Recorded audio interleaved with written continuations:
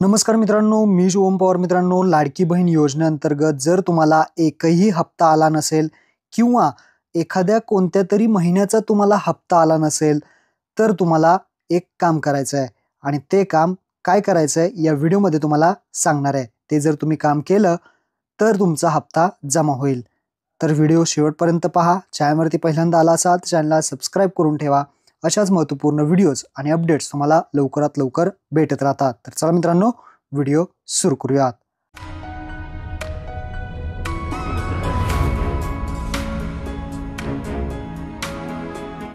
तर मित्रांनो, तुमच्या मोबाईलमधून किंवा लॅपटॉप किंवा कम्प्युटरमधून तुम्हाला सर्वात पहिल्यांदा लाडकी बहीणच्या वेबसाईटवरती यायचं आहे.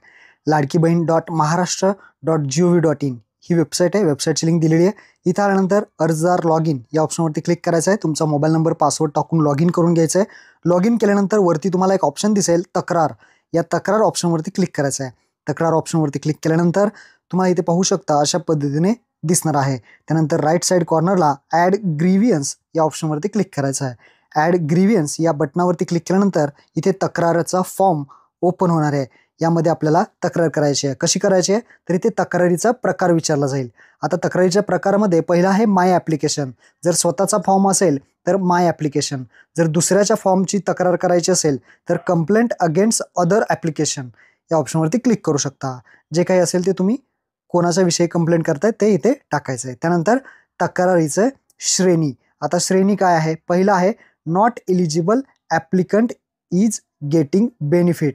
एखादा पर्सन आहे तो इलिजिबल नाही आहे, पात्र नाही आहे, तरीसुद्धा त्याला हप्ते मिळत आहेत, त्याचं तक्रार तुम्ही ह्या पहिल्या ऑप्शनमध्ये करू शकता. त्यानंतर दुसरा ऑप्शन आहे ॲप्लिकंट हॅज पास्ड अवे. म्हणजे ॲप्लिकंटचा मृत्यू वगैरे झाला असेल तर हा दुसरा ऑप्शन आहे. त्यानंतर तिसरा आहे फ्रॉड.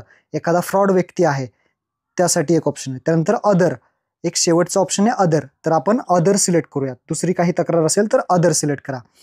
तर अदर सिलेक्ट केलं. त्यानंतर अर्जाचा क्रमांक.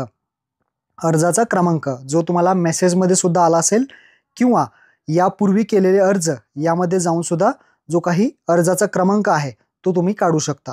आपल्या अर्जाचा क्रमांक इथे लागणार आहे. जिथे तुम्ही अर्ज केला असेल त्यांच्याकडून सुद्धा घेऊ शकता. त्यानंतर इथे नाव विचारलंय तर नाव व्यवस्थित टाका जे अर्ज करताना तुम्ही भरलं होतं. त्यानंतर पत्ता.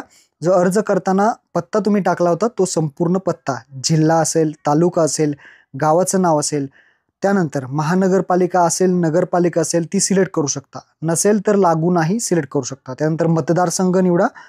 मतदारसंघ जो असेल तो. त्यानंतर पिनकोड इथे या बॉक्समध्ये टाकायचा आहे जो काय असेल ते. आधार कार्डनुसार माहिती भरल्यानंतर वर्णन करा हा एक ऑप्शन दिसेल. आता वर्णन करामध्ये तुम्ही काय टाकणार? तुमचा जो काही प्रॉब्लेम आहे तो तुम्ही इथे टाकायचा आहे.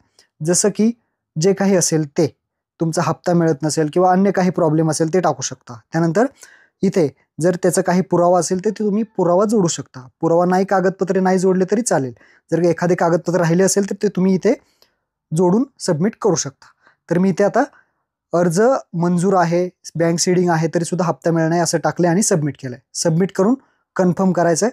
तर इथे पाहू शकता कंप्लेंट सक्सेसफुली सबमिटेड झालेलं आहे. ग्रीव्हियन्स नंबर सुद्धा आलेला आहे. क्लोज करायचं. क्लोज केल्यानंतर तुम्ही पाहू शकता या तक्रारच्याच ऑप्शनमध्ये तक्रारीची सूची दिसेल ज्या ठिकाणी तुम्ही तक्रार केलेली आहे. कोणाची तक्रार केली आहे त्या ग्रीव्हियन्स नंबर आहे, नाव आहे, ॲप्लिकेशन नंबर दिसेल. त्यानंतर टाईप आहे, कॅटेगरी आणि स्टेटस दिसेल. तुम्ही केलेली तक्रारीचं स्टेटस सुद्धा तुम्हाला इथं दिसेल. आत्ता जर पाहिलं ती तर इथं इन रिव्ह्यू दाखवत आहे. म्हणजे रिव्ह्यूमध्ये आहे. अधिकारी लोक चेक करतील तुमचं नक्की काय प्रॉब्लेम आहे, हप्ता का नाही आला. तुम्ही जर पात्र असाल किंवा अपात्र असाल ते तुम्हाला इथे सांगितलं जाईल. काय प्रॉब्लेम होता ते सुद्धा इथे दाखवलं जाईल. जर तुम्ही पात्र असाल तर नक्कीच तुमचा हप्ता हा पुढील तुम्हाला भेटून जाईल. धन्यवाद. जय हिंद, जय महाराष्ट्र.